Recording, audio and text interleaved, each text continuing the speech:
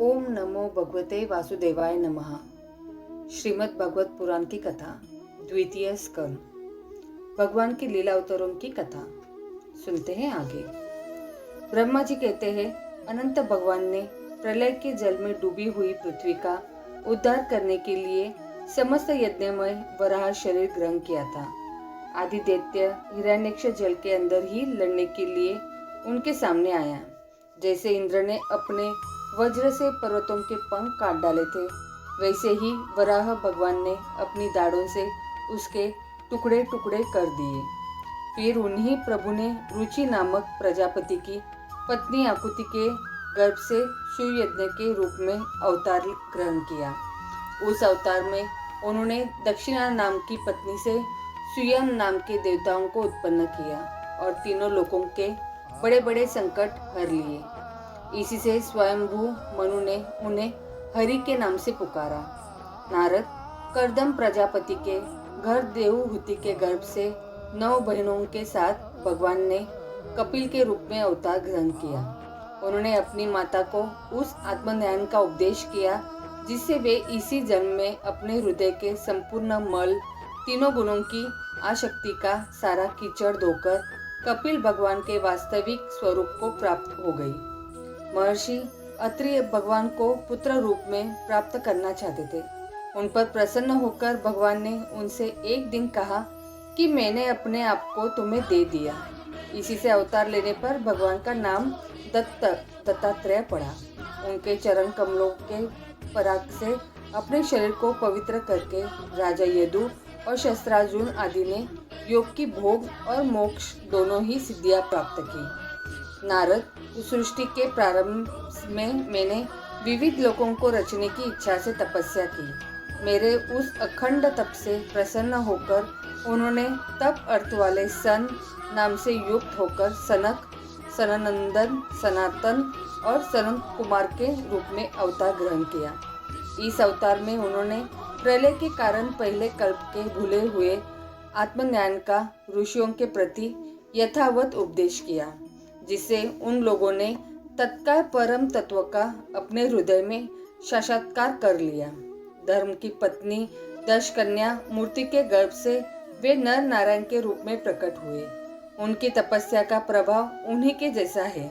इंद्र की भेजी हुई काम की सेना अप्सराएं उनके सामने जाते ही अपना स्वभाव खो बैठी। वे अपने हाव भाव से उन आत्मस्वरूप भगवान की तपस्या में विघ्न नहीं डाल सके। नारद, शंकर आदि महानुभाव अपनी रोष भरी दृष्टि में कामदेव को जला देते हैं, परंतु अपने आप को जलाने वाले असह्य क्रोध को वे नहीं जला पाते।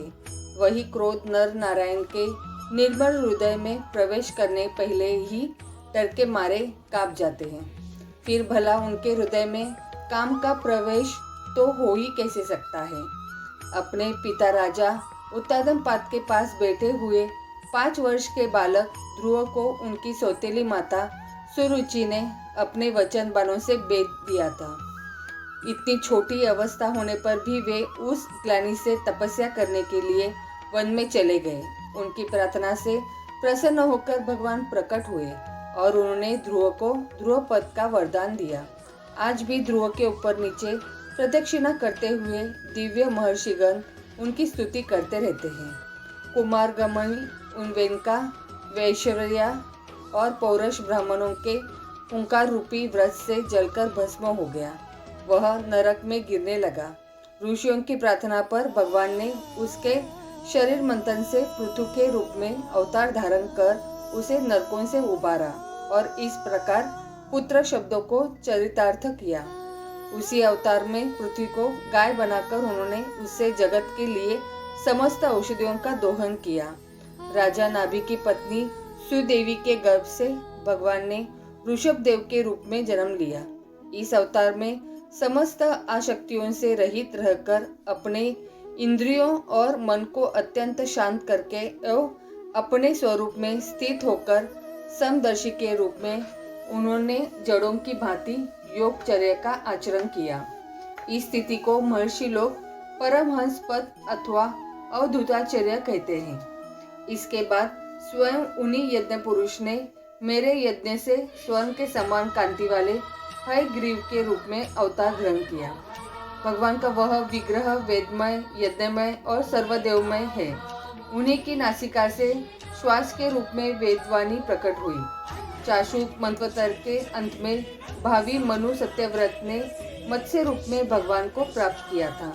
उस समय पृथ्वी रूप नौका के आश्रय होने के कारण वे ही समस्त जीवों के आश्रय बने। प्रलय के उस भयंकर जल में मेरे मुख से गिरे हुए वेदों को लेकर वे उसी में विहार करते रहे। जब मुख्य मुख्य देवता और दानव अमृत की प्राप्ति के लिए क्षीर सागर को मथ रहे थे, तब भगवान के कच्छप के रूप में अपनी पीठ पर मंदराचल धारण किया। उस समय पर्वत के घूमने के कारण उसकी रगड़ से उनकी पीठ की खुजलाहट थोड़ी मिट गई, जिससे वे कुछ क्षणों तक सुख की नींद सो सके। देवताओं का महान भय मिटाने के लिए उन्होंने नृसिंह का रूप धारण किया। फड़कती हुई भौहों और तीखों दाढ़ों से उनका मुख बड़ा भयावना लगता था। हिरण्यकशिपु उन्हें देखते ही हाथ में गदा लेकर उन पर टूट पड़ा। इस पर भगवान नृसिंह ने दूर से ही उसे पकड़कर अपनी जांघों पर डाल दिया और उसके छटपटाते रहने पर भी अपने नाखून से उसका पेट फाड़ डाला। बड़े भारी सरोवर में महाबली ग्रह ने गजेंद्र का पैर पकड़ लिया। जब बहुत थक कर वह घबरा गया, तब उसने अपनी सूंड में कमल लेकर भगवान को पुकारा, हे आदि पुरुष, हे समस्त लोगों के स्वामी, हे श्रवण मात्र से कल्याण करने वाले। उसकी पुकार सुनकर अनंत शक्ति भगवान चक्रपाणी गरुड़ की पीठ पर चढ़कर वहां आए और अपने चक्र से उन्होंने ग्रह का मस्तक उखाड़ डाला। इस प्रकार कृपा परवश भगवान ने अपने शरणागत गजेंद्र की सूंड पकड़कर उस विपत्ति से उसका उद्धार किया। भगवान वामन आदित्य के पुत्रों से सबसे छोटे थे, परंतु गुणों की दृष्टि से वे सबसे बड़े थे, क्योंकि यज्ञ पुरुष भगवान ने इस अवतार में बाली के संकल्प छोड़ते ही संपूर्ण लोगों को अपने चरणों से नाप लिया था। वामन बनकर उन्होंने 3 पग पृथ्वी के बहाने बलि से सारी पृथ्वी ले ली थी, परंतु इससे यह बात सिद्ध कर दी कि सन्मान मार्ग पर चलने वाले पुरुषों को याचना के सिवा और किसी उपाय से समर्थ पुरुष भी अपने स्थान से नहीं हटा सकते, ऐश्वर्य से च्युत नहीं कर सकते। दैत्यराज बलि ने अपने सिर पर स्वयं वामन भगवान का चरणामृत धारण किया था। ऐसी स्थिति में उन्हें जो देवताओं के राजा इंद्र की पदवी मिली, इसमें कोई बाली का पुरुषार्थ नहीं था। अपने गुरु शुक्राचार्य के मना करने पर भी वे अपनी प्रतिज्ञा के विपरीत कुछ भी करने को तैयार नहीं हुए, और तो क्या, भगवान का तीसरा पग पूरा करने के लिए उनके चरणों में सिर रखकर उन्होंने अपने आप को भी समर्पित कर दिया। नारद, तुम्हारे अत्यंत प्रेम भाव से परम प्रसन्न होकर हंस के रूप में भगवान ने तुम्हें योग, ज्ञान और आत्म तत्व को प्रकाशित करने वाले भागवत धर्म का उपदेश किया। वह केवल भगवान के शरणागत भक्तों के ही सुगमता से प्राप्त होता है। वे ही भगवान स्वयंभू आदि मनवंतरों में मनु के रूप में अवतार लेकर मनुवंश की रक्षा कराते हुए 10 दिशाओं में अपने सुदर्शन चक्र के समान तेज से बेरोक टोक निष्कंटक राज्य करते हैं। तीनों लोगों के ऊपर सत्य लोक तक उनके चरित्रों की कमनीय कीर्ति फैल जाती है, और उसी रूप में वे समय समय पर पृथ्वी के बाहरभूत दुष्ट राजाओं का दमन भी करते रहते हैं। स्वानामंद्य भगवान धन्वंतरी अपने नाम से ही बड़े बड़े रोगियों के रोग तत्काल नष्ट कर देते हैं। उन्होंने अमृत पिलाकर देवताओं को अमर कर दिया और दैत्यों के द्वारा हरण किए हुए उनके यज्ञ भाग उन्हें फिर से दिला दिए। उन्होंने ही अवतार लेकर संसार में आयुर्वेद का प्रवर्तन किया। जब संसार में ब्राह्मण द्रोही आर्य मर्यादा का उल्लंघन करने वाले नारकीय क्षत्रिय अपने नाशक के लिए दैववश बढ़ जाते हैं और पृथ्वी के कांटे बन जाते हैं, तब भगवान महापराक्रमी परशुराम के रूप में अवतीर्ण होकर अपनी तीखी धार वाले फरसे से 21 बार उनका संहार करते हैं। मायापति भगवान हम पर अनुग्रह करने के लिए अपनी कलाओं भरत, शत्रुघ्न और लक्ष्मण के साथ श्री राम के रूप से इक्ष्वाकु के वंश में अवतीर्ण होते हैं। इस अवतार में अपने पिता की आज्ञा का पालन करने के लिए अपनी पत्नी और भाई के साथ वे वन में निवास करते हैं। उसी समय उनसे विरोध करके रावण उनके हाथों मरता है। त्रिपुर विमान को जलाने के लिए उद्यत शंकर के समान जिस समय भगवान राम शत्रु की नगरी लंका को भस्म करने के लिए समुद्र तट पर पहुंचते हैं, उस समय सीता के वियोग के कारण बढ़ी हुई क्रोधाग्नि से उनकी आंखें इतनी लाल हो जाती है कि उनकी दृष्टि से ही समुद्र के मगरमच्छ, सांप और ग्रह आदि जीव जलने लगते हैं और भय से थर थर कांपता हुआ समुद्र झटपट उन्हें मार दे देता है। जब रावण की कठोर छाती से टकराकर इंद्र के वाहन ऐरावत के दांत चूर चूर होकर चारों ओर फैल गए थे, जिससे दिशाएं सफेद हो गई थी, तब द्विजय रावण घमंड से फूलकर हंसने लगा था। वही रावण जब श्री रामचंद्र की पत्नी सीता जी को चुरा कर ले जाता है और लड़ाई के मैदान में उनसे लिए गर्वपूर्वक आता है, तब भगवान श्री राम के धनुष के टंकार से ही उसका वह घमंड प्राणों के साथ तश्न विलीन हो जाता है। जिस समय झुंड के झुंड दैत्य पृथ्वी को रोन डालेंगे, उस समय उसका भार उतारने के लिए भगवान अपने सफेद और काले केश से बलराम और श्री कृष्ण के रूप में कलावतार ग्रहण करेंगे। वे अपनी महिमा को प्रकट करने वाले इतने अद्भुत चरित्र करेंगे कि संसार के मनुष्य उनकी लीलाओं का रहस्य बिल्कुल नहीं समझ सकेंगे। बचपन में ही पुतना के प्राण हर लेना, 3 महीने की अवस्था में पैर उछालकर बड़ा भारी छकड़ा उलट देना और घुटनों के बल चलते चलते आकाश को छूने वाले यमलार्जुन वृक्षों में बीच में जाकर उन्हें उखाड़ डालना, ये सब ऐसे कर्म हैं जिन्हें भगवान ने के सिवा और कोई नहीं कर सकता। जब कलिनाग के विष से दूषित हुआ यमुना जल पीकर बछड़े और गोप बालक मर जाएंगे, तब वे अपनी सुधामयी कृपा दृष्टि की वर्षा से ही उन्हें जीवित कर देंगे और यमुना जल को शुद्ध करने के लिए वे उसमें विहार करेंगे तथा विष की शक्ति से जीव लपलपाटे हुए नाग को वहां से निकाल देंगे। उसी दिन रात को जब सब लोग वही यमुना तट पर सो जाएंगे और दावाग्नि से आसपास का मुंज का वन चारों ओर से जलने लगेगा, तब बलराम जी के साथ वे प्राण संकट में पड़े हुए ब्रजवासियों को उनकी आंखें बंद कराकर उस अग्नि से बचा लेंगे। उनकी यह लीला भी अलौकिक ही होगी। उनकी शक्ति वास्तव में अचिंत्य है।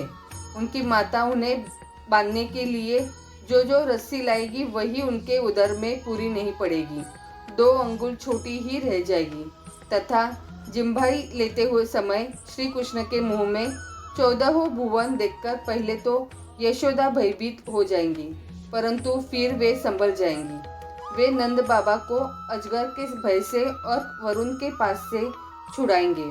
मयन दानव का पुत्र व्योमसुर जब गोप बालकों को पहाड़ की गुफाओं में बंद कर देगा, तब वे उन्हें भी वहां से बचा लाएंगे। गोकुल के लोगों को जो दिन भर तो काम धंधों में व्याकुल रहते हैं और रात को अत्यंत थककर सो जाते हैं, साधनाहीन होने पर भी वे अपने परम धाम में ले जाएंगे।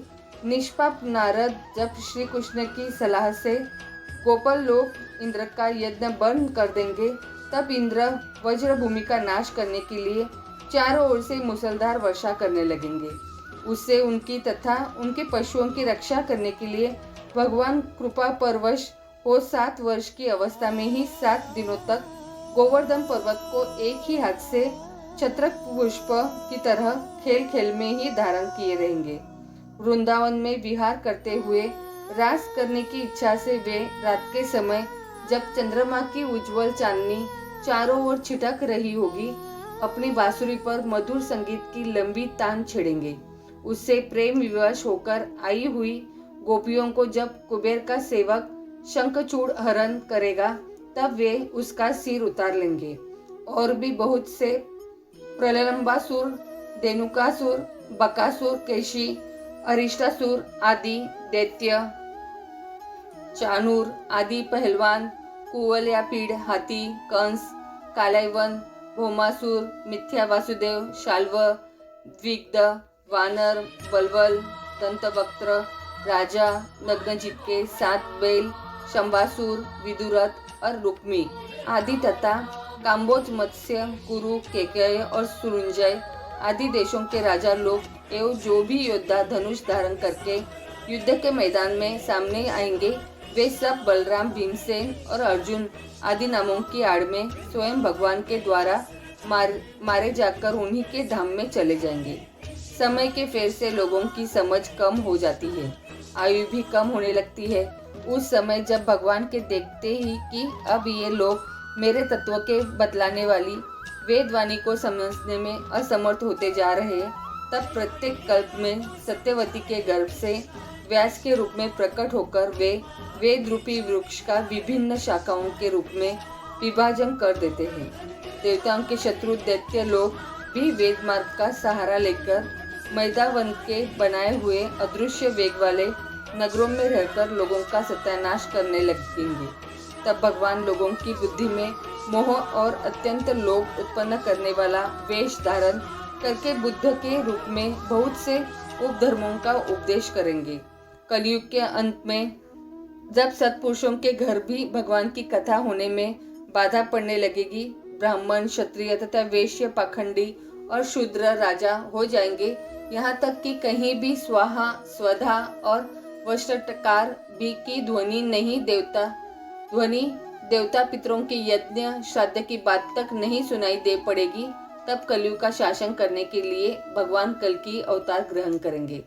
जब संसार की रचना का समय होता है, तब तपस्या, 9 प्रजापति, मरीचि आदि ऋषि और मेरे रूप में जब सृष्टि की रक्षा का समय होता है, तब धर्म, विष्णु, मनु, देवता और राजाओं के रूप में तथा जब सृष्टि के प्रलय का समय होता है, तब अधर्म, रुद्र तथा क्रोधवश नाम के सर्प एवं दैत्य आदि के रूप में सर्वशक्तिमान भगवान की माया विभूतियां ही प्रकट होती है।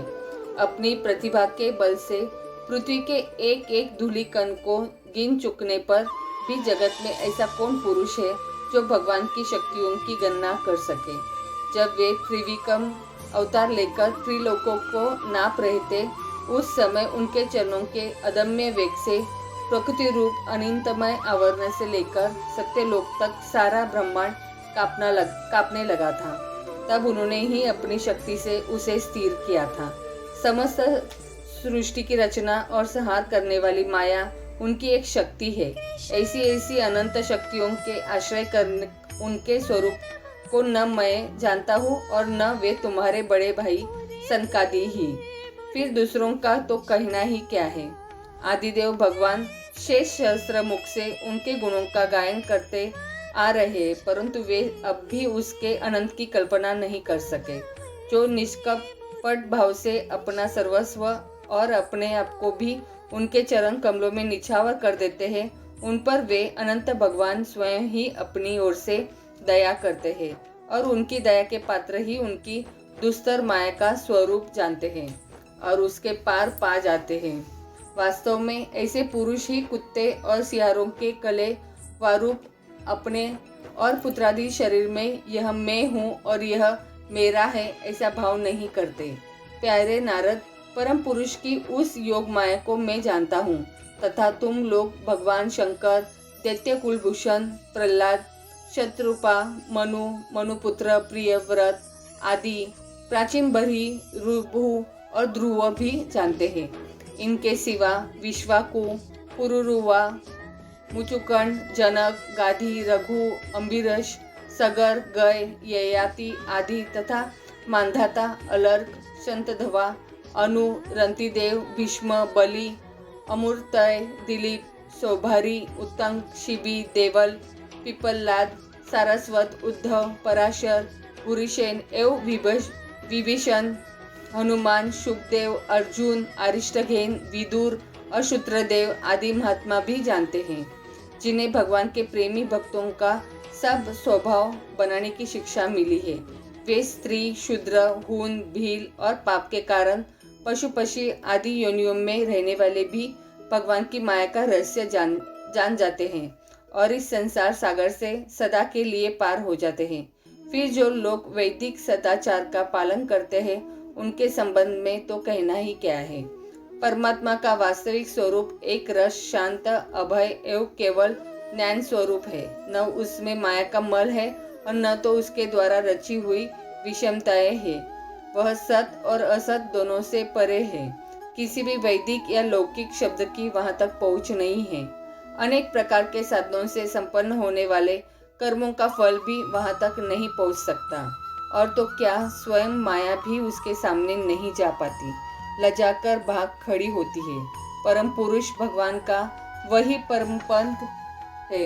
महात्मा लोग उसी का शोक रहित अनंत आनंद स्वरूप ब्रह्म के रूप में साक्षात्कार करते हैं। संयमशील पुरुष उसी में अपने मन को समाहित करके स्थित हो जाते हैं। जैसे इंद्र स्वयं मेघ रूप से विद्यमान होने के कारण जल के लिए कुआं खोदने के कुदाल नहीं रखते, वैसे ही वे भेद दूर करने वाले ज्ञान साधनों को भी छोड़ देते हैं। समस्त कर्मों के फल भी भगवान ही देते हैं, क्योंकि मनुष्य अपने स्वभाव के अनुसार जो शुभ कर्म करता है वह सब उन्हीं की प्रेरणा से होता है। इस शरीर में रहने वाले पंचभूतों के अलग अलग हो जाने पर जब यह शरीर नष्ट हो जाता है, तब भी इसमें रहने वाला अजन्मा पुरुष आकाश के समान नष्ट नहीं होता। बेटा नारद, संकल्प से विश्व की रचना करने वाले षड्वर्षण संपन्न श्री हरि का मैंने तुम्हारे सामने संक्षेप से वर्णन किया। जो कुछ कार्य कारण अथवा भाव अभाव है वह सब भगवान से भिन्न नहीं है, फिर भी भगवान तो इससे पृथक भी है। भगवान ने मुझे तो उपदेश किया था, वह यही भागवत है। इसमें भगवान की विभूतियों का संक्षिप्त वर्णन है, तुम इसका विस्तार करो। जिस प्रकार सबके आश्रय और सर्वस्वरूप भगवान श्री हरि में लोगों की प्रेममयी भक्ति हो, ऐसा निश्चय करके इसका वर्णन करो। जो पुरुष भगवान की अचिंत्य शक्ति माया का वर्णन या दूसरे के द्वारा किए हुए वर्णन का अनुमोदन करते हैं अथवा श्रद्धा के साथ नित्य श्रवण करते हैं, उनका चित्त माया से कभी मोहित नहीं होता।